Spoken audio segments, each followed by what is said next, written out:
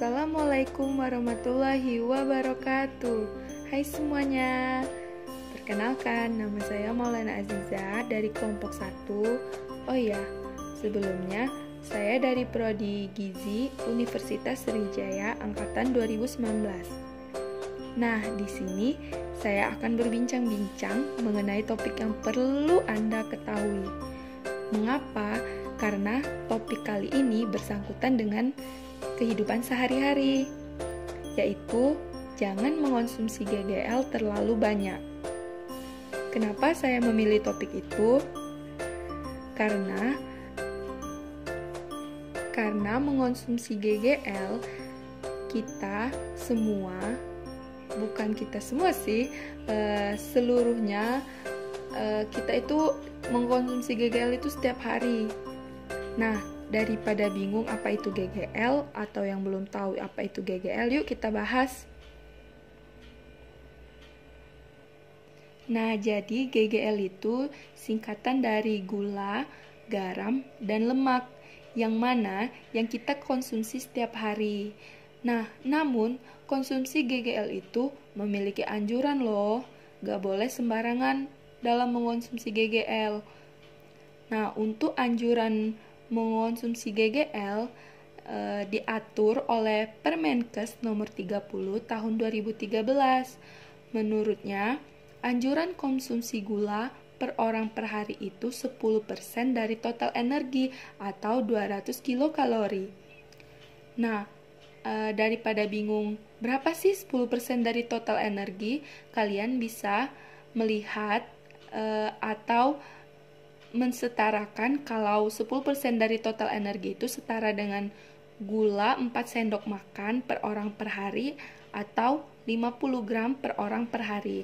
Nah, itu untuk anjuran konsumsi gula ya. Sedangkan kalau untuk mengonsumsi garam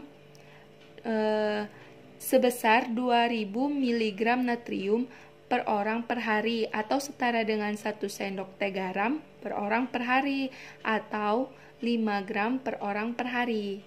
Nah, itu untuk konsumsi garam ya. Kalau untuk konsumsi lemak beda lagi nih, di mana anjuran dalam konsumsi lemak yaitu 20-25% dari total energi atau 702 kilokalori per orang per hari atau setara dengan 5 sendok makan per orang per hari atau 67 gram per orang per hari. Mungkin untuk lebih pahamnya, saya akan mengasih contoh bagaimana sih kalau per orang per hari mengonsumsi lemak dalam 5 sendok makan itu. Nah, jadi saya kasih contoh gini ya. Kan batas mengonsumsi lemak per orang per hari itu 5 sendok makan. Jadi misal kalian makan ikan goreng nih, berarti itu ada minyaknya kan? Iyalah, digoreng, pasti ada minyaknya dong. Nah, kalian makan ikan goreng, terus artinya minyaknya itu mengandung 1 sendok makan. Jadi sisa lemak yang Anda konsumsi per hari itu tinggal 4 lagi nih, karena satunya udah terpakai untuk makan ikan goreng tadi, gitu. Nah, untuk contoh makanan yang tinggi garam, gula, lemak itu apa aja sih? Kalian tahu nggak sih apa contoh makanannya? Mungkin yang lagi hits sekarang ini apa ya? Oh iya, dessert box. Apalagi ya? Boleh sebut merek nggak ya? Minuman boba. Wah, itu hits banget. Dessert box nih contoh. Dessert box itu kayaknya dari brownies, dari creamer gitu ya. Terus ada toppingnya pula. Rasanya tuh enak sih, tapi ya itu sangat tinggi sekali jumlah gulanya. Nah, untuk dessert box tadi jangan terlalu sering ya memakannya. Nanti bisa-bisa kena diabetes, obesitas. Terus minuman boba nih. Wah, kayaknya minuman boba itu di pikiran kita segar, manis gitu ya. Ternyata minuman boba itu mengandung tinggi gula.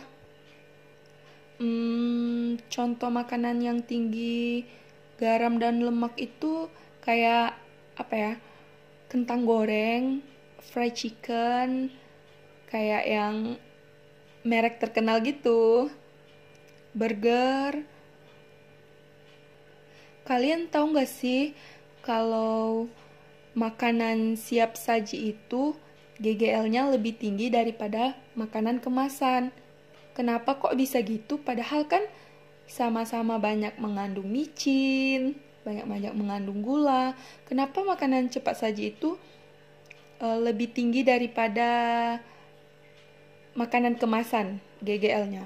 Nah, jadi di sini menurut ahli gizi Dr. Rita Ramayulis DCN MKes bahwa makanan kemasan itu sudah diuji oleh BPOM, sedangkan makanan siap saji itu belum diuji BPOM, sehingga sumber gula, garam, atau lemak terbesar itu terdapat di makanan cepat saji karena tidak dicek dulu oleh BPOM.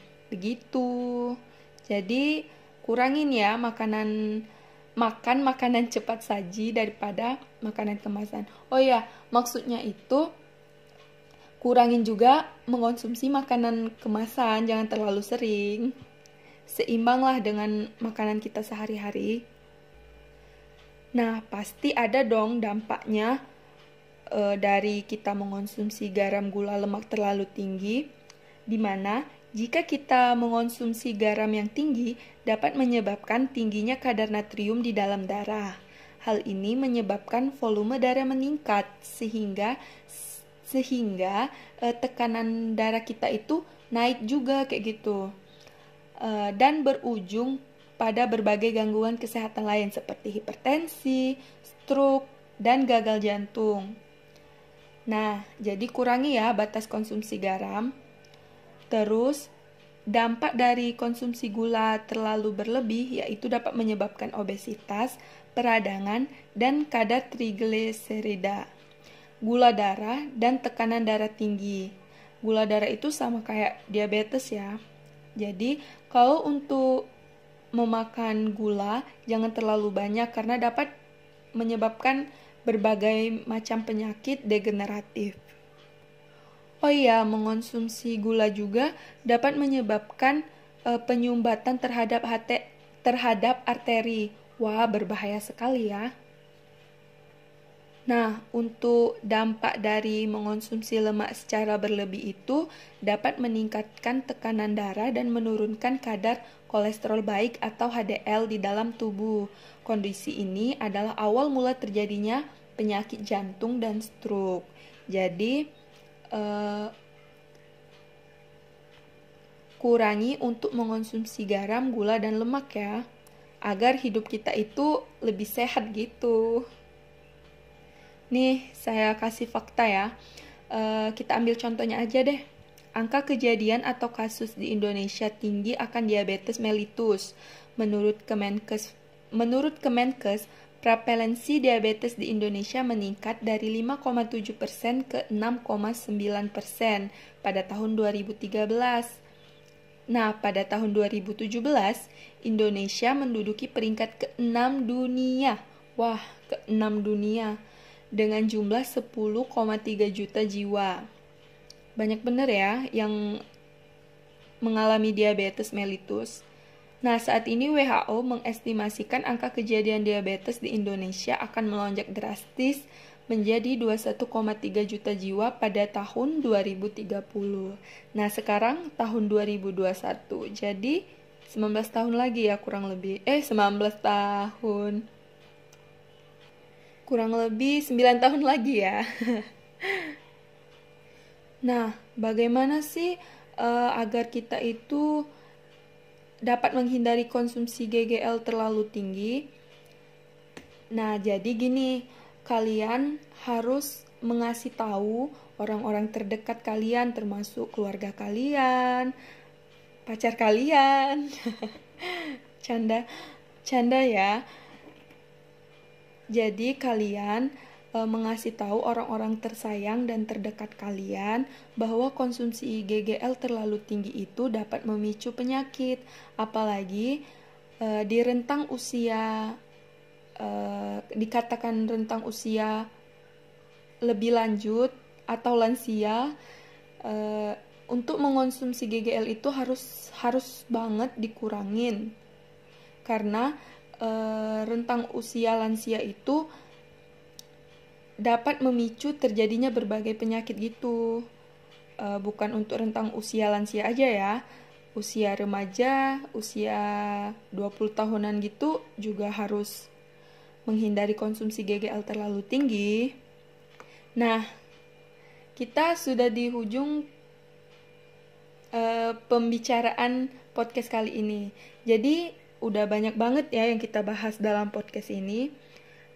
Jadi saya akan menarik kesimpulan dari podcast ini, yaitu di mana kita konsumsi GGL itu atau garam itu setara dengan 1 sendok teh, gula 4 sendok makan, dan lemak 5 sendok makan. Yang udah kita jelasin tadi ya. Nah, jadi kita itu harus menghindari konsumsi GGL yang terlalu tinggi atau berlebih agar kita itu terhindar dari penyakit degeneratif seperti diabetes, tekanan darah tinggi, jantung, stroke. Semoga pembahasan kita mengenai konsumsi GGL terlalu tinggi ini dapat mengedukasi orang tersayang, terdekat, agar lebih aware dengan apa yang kita konsumsi sehari-hari. Nah, mohon maaf apabila saya ada salah dalam penyampaian kata. Saya mohon maaf. Maklum, manusia tidak luput dari kesalahan kan. Saya akhiri, terima kasih dan wassalamualaikum warahmatullahi wabarakatuh. Dah, sampai ketemu di podcast selanjutnya ya. Bye.